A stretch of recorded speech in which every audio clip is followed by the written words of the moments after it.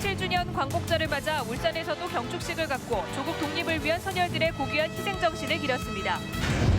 울산 출신 고원 박상진 의사와 외솔 최연배 선생은 독립운동을 위해 일생을 바쳤습니다. 나라에 대한 어떤 그 우국 충정심이 충만하셨던 그런 분으로 전해 듣고 있습니다. 방법은 달랐지만 숭고한 뜻은 같았던 고원과 외솔의 삶을 돌아봤습니다. 올해 태화강 심리대 숲을 찾은 백로가 예년에 비해 배 이상 늘었습니다. 백로가 급격히 늘어난 원인을 취재했습니다. 동해 남부선 복선 전철화 사업이 완료되면 부산 울산 고속도로보다 파급 효과가 클 것으로 보입니다. 교육과 의료, 쇼핑을 위해 부산으로 빠져나가는 빨대 효과가 우려됩니다. 최근 대학생들 사이에 경력도 쌓고 취업도 할 수 있는 인턴십이 인기를 끌고 있습니다. 민주통합당 대선 후보들이 첫 경선지인 울산 제주 지역에서 저마다 승리를 자신해 결과가 주목됩니다. 동남권 신공항 건설을 위해 울산 등 4개 시도가 참가하는 태스크포스 팀이 운영될 것으로 보입니다. 여러분 안녕하십니까? 8월 15일 수요일 UBC 프라임 뉴스입니다. 울산 출신 독립운동가 하면 고헌 박상진 의사와 외솔 최현배 선생을 떠올리게 됩니다. 네, 8.15 광복절을 맞아 일제의 무력에 맞선 고헌과 민족의 정신적인 지주 역할을 한 외솔의 삶을 돌아봅니다. 김규태 기자입니다. 1884년 북구 송정동에서 태어난 고헌 박상진 의사. 박 의사는 1910년 판사 시험에 합격했지만 잡혀온 독립군을 본 뒤 판사직을 버리고 독립운동에 투신했습니다. 1915년 조선 국권회복당과 대한광복회 결성에 앞장섰고 32살 때 대한광복회 총사령으로 활동했습니다.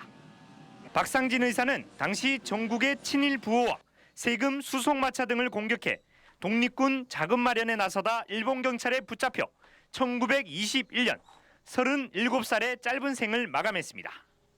나보다 못한 사람들에 대한 배려심을 가지셨고 나라에 대한 어떤 그 우국 충정심이 충만하셨던 그런 분으로. 울산에서는 이런 고헌의 뜻을 받들기 위한 다양한 사업들이 추진되고 있습니다. 지난 2007년 생가가 복원됐고 추모 학술대회와 추모식도 열리고 이번에 기념비도 세워졌습니다. 박상진 의사 생가 앞에 세워진 기념비입니다. 이곳에는 박상진 의사의 모습과 함께 국권 회복에 강한 의지를 보여주는 광복회 포고문이 담겨져 있습니다. 고헌이 독립운동을 위한 직접적인 활동을 했다면 외솔 최연배 선생은 민족의 정신적 지주 역할을 했습니다. 한글을 사랑한 학자를 넘어 일제강점기 민족혼을 불어넣은 선각자였습니다. 32살 때 신문에 연재한 조선민족 갱생의 도를 통해 나라를 잃은 원인을 분석하고 민족을 하나로 모았습니다. 국가 쇠망의 원인은 바깥에 오는 적이 아니라 바깥에 있는 것이 아니라 그 속에 있다. 외솔은 이후 우리말과 우리 글을 지키는 것이 나라를 되찾는 방법이라며 한결같이 이 길을 걸어갔습니다. 고헌과 외솔, 나라를 되찾기 위한 방법은 달랐지만 숭고한 뜻은 한결같았습니다. UBC 뉴스 김규태입니다. 제67주년 광복절 경축식에 국가유공자 유가족 등 1,500여 명이 참석한 가운데 오늘 오전 울산 문화예술회관에서 열렸습니다. 박명우 시장은 경축사를 통해 광복 67주년을 맞아서 앞선 세대들의 고귀한 희생을 생각하면서 새로운 각오를 다지자고 말했습니다.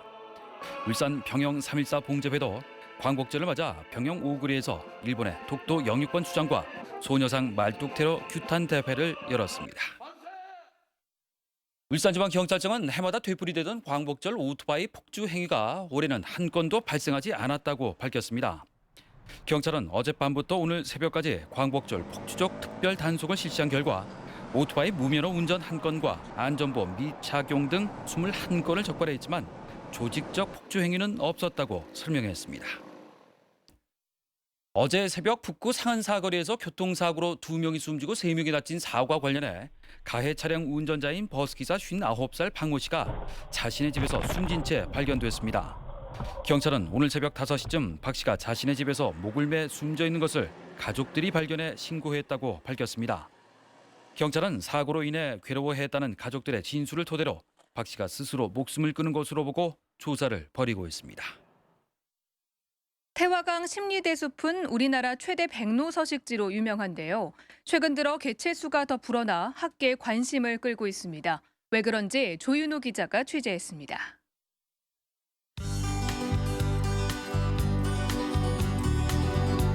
백로에 터전 심리대숲이 새하얗게 물들었습니다.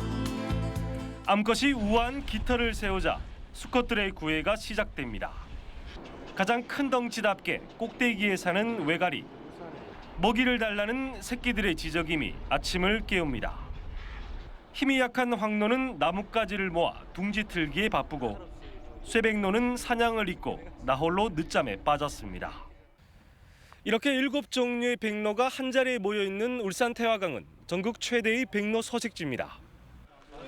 2, 3년 전 4, 5천 마리였던 백로는 올해 무려 8천 마리로 급증했습니다. 갑작스런 개체수 증가는 백로의 서식 환경이 개선됐기 때문으로 분석됩니다. 조류는 먹이와 관련되기 때문에 잠자리를 중심으로 한 50km 반경 이내에 농경지가 많이 발달돼 있다. 또 백로에게 치명상을 입히는 대형 태풍이 4, 5년 동안 없었던 점도 보탬이 됐습니다. 특히 여름철 새인 백로가 겨울에도 300마리 이상 남아있는 등 지구온난화도 영향을 미친 것으로 보입니다. 하지만 백로들을 끌어들인 가장 큰 기폭제는 백로 서식지를 보호하고 갖고 나간 시민들의 노력이었다고 전문가들은 분석합니다. UBC 뉴스 조윤우입니다. 공사가 한창인 동해 남부선 복선 전철화 사업 현장입니다. 동해 남부선 복선 전철화 사업이 완료되면 부산 울산 고속도로보다 파급 효과가 클 것으로 보이는데요. 가장 우려되는 부분은 교육과 의료, 쇼핑을 위해 부산으로 빠져나가는 빨대 효과입니다. 김익형 기자가 보도합니다. 동해 남부선 복선화 공사가 진행 중인 상계 고가교 현장입니다. 기존 터널 옆에 새 터널이 뚫려 있고 조만간 선로 설치 작업도 예정돼 있습니다. 이 사업은 지난해 광역철도에서 일반 철도로 전환돼 울산시가 부담할 1,744억 원을 정부로부터 받게 됐습니다. 당초 2015년 완공 예정이었지만 평창올림픽 기반 구축 사업 때문에 예산 확보가 여의치 않아 1, 2년 늦어질 전망입니다. 지금 현재 당초보다 좀 계획이 늘어지고 있습니다. 그래서 국비 확보에 최선을 다해가지고 하루빨리 동해 남부선이 개통될 수 있도록 노력하겠습니다. 이 사업은 부전역에서 태화강역까지 65.7km를 연결하며 모두 22개 역을 통과합니다. 울산 구간은 서생역부터 태화강역까지 모두 6개 역이 포함됩니다. 동해남부선 복선 전철화 사업이 완료되면 부산 울산 고속도로보다 그 파급 효과가 훨씬 더 클 것으로 분석되고 있습니다. 가장 우려되는 것은 울산 시민들이 교육과 의료, 쇼핑 등을 위해 부산으로 이사를 가거나 부산에서 소비 활동을 하는 이른바 빨대 효과입니다. 고속도로보다도 훨씬 더 많은 유동인구가 이마를 타게 되기 때문에 풍부한 인프라와 교육시설들을 울산 쪽에 있는 시민들이 이용하기 위한 따라서 자칫 잘못하면 절감한 돈보다 훨씬 더 많은 돈이 유출될 수 있는 만큼 빨대 효과를 대비하는 정책도 세워야 한다는 지적입니다. UBC 뉴스 김익현입니다.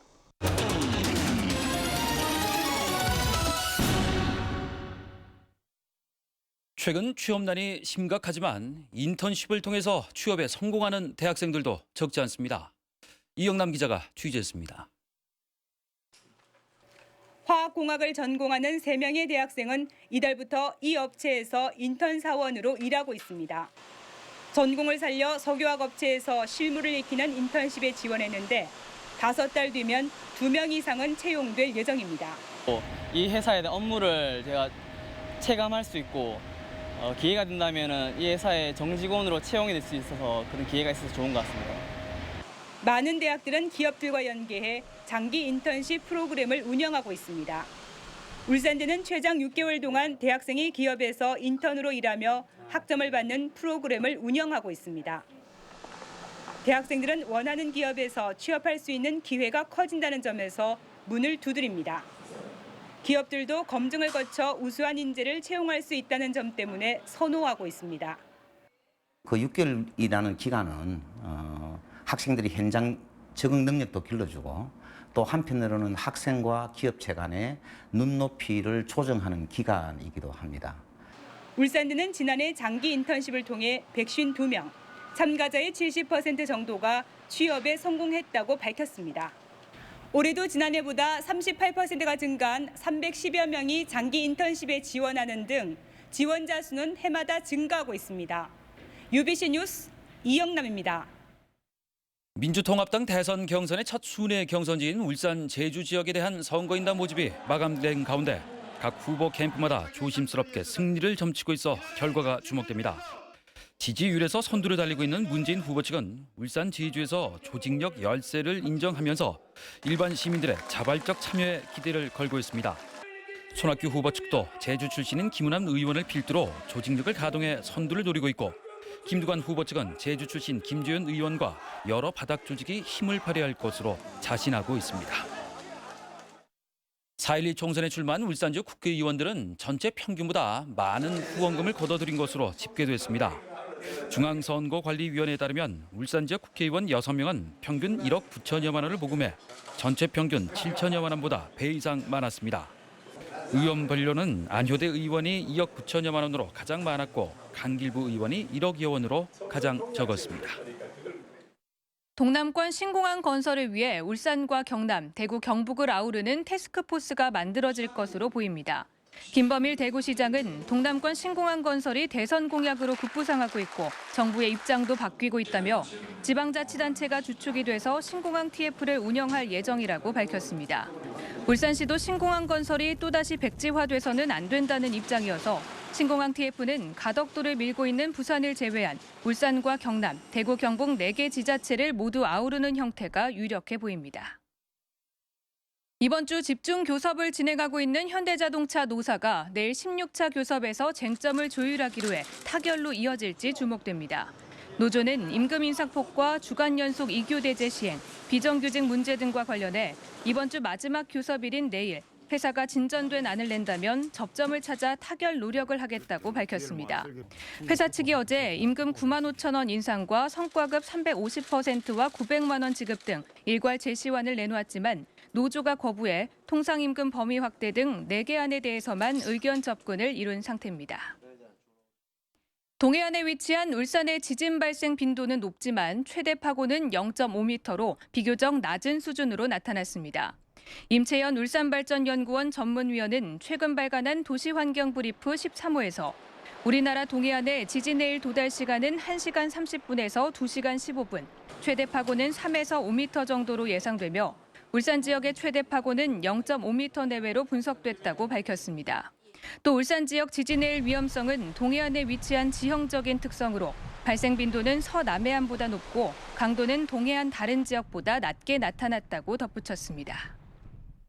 고래연구소가 음향을 이용해 고리류 퇴치 실험을 벌인 결과 출력 세기가 높을수록 돌고래 퇴치 효과가 있는 것으로 나타났습니다.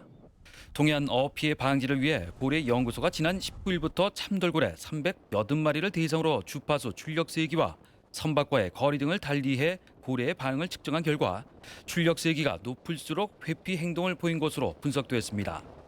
특히 이동 중인 참돌고래가 먹이 섭취 활동을 하는 참돌고래보다 민감하게 반응한 것으로 조사됐습니다. 오늘 낮 태화교 아래 태화강에 10m가량의 기름띠가 형성돼 울산시가 방제 작업에 나섰습니다. 시는 흡착포를 이용해 유출된 기름을 제거하고 추가 유출을 우려해 오일 펜스를 설치했습니다. 시는 태화교 하부도로에서 차량 교통사고로 새어나온 연료가 빗물에 씻겨 태화강으로 흘러 들어온 것으로 보고 유출 경위를 조사하고 있습니다. 울산에서 배 재배 면적은 줄고 키위와 무화과 등 아열대 작물의 재배 면적은 늘어나고 있는 것으로 나타났습니다. 동남지방통계청에 따르면 올해 울산 지역의 배 재배 면적은 656헥타르로 지난해에 비해서 16.2%, 127헥타르가 줄었고 7년 전에 비해서는 절반 수준에 그쳤습니다.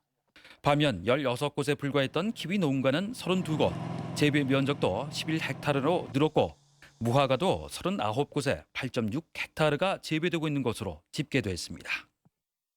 프로축구 울산현대가 오는 18일 치를 인천 유나이티드와의 홈 경기를 남구데이로 지정하고 다양한 행사를 마련합니다.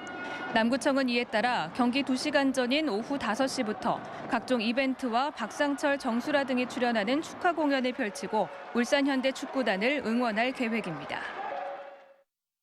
남구 서남 호수공원 테마쉼터에 설치된 호수교회와 안민사, 성 베드로 성당이 국내에서 가장 작은 종교시설로 인정받았습니다.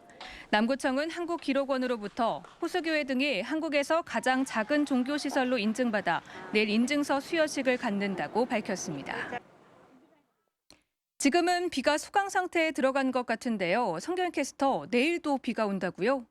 네, 이번 비는 오락가락 내리는 것이 특징입니다. 아주 변덕스러운 날씨인데요. 내일도 마찬가지입니다. 지금은 소강 상태이지만 내일 오전부터 다시 비가 오락가락 내릴 전망입니다. 예상 강수량은 30mm고요. 많게는 최고 80mm의 비가 오는 곳도 있겠습니다. 우산 꼭 챙겨보시기 바랍니다. 오늘 낮 동안 한 차례 돌풍이 불었습니다. 내일도 다소 강한 바람이 예상되니까요. 미리 대비해보시는 게 좋겠습니다. 내일도 후텁지근한 날이 이어지겠습니다. 아침 최저 24도, 낮 최고 30도로 오늘과 비슷하겠습니다. 다음은 자세한 전국 날씨입니다. 중부지방 오후 늦게 대부분 비가 그칠 전망입니다. 한낮 기온 서울 29도, 청주 28도로 오늘과 비슷하겠습니다. 남부지방은 밤까지도 비가 이어질 것으로 보이고요. 낮 최고 대구 28도, 전주 29도 등으로 역시 오늘과 비슷하겠습니다. 영남 지방 종일 가끔 비가 내리겠고요. 낮 기온은 경남 지역이 30도 안팎으로 오늘처럼 무덥겠습니다. 바다의 물결은 동해남은 먼바다에서 최고 4m까지 높게 일겠습니다. 주말부터 날씨가 좋아집니다. 가끔 구름만 많겠고요. 낮더위도 계속해서 이어지겠습니다. 날씨였습니다.